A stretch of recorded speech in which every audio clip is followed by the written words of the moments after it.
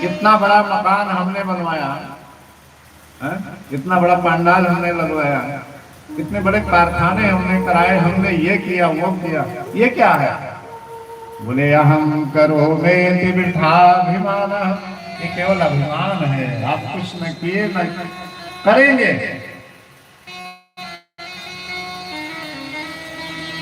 अरे भोजन तो उसको भी मिल जाता है जिसके दोनों हाथ भी नहीं है, जिसके पैर भी नहीं है।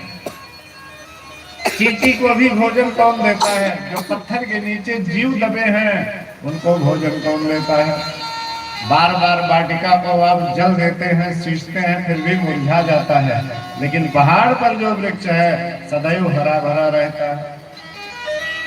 तुलसी बिरवा बाग की सींचे पे को मिलाए, रहे भरोसे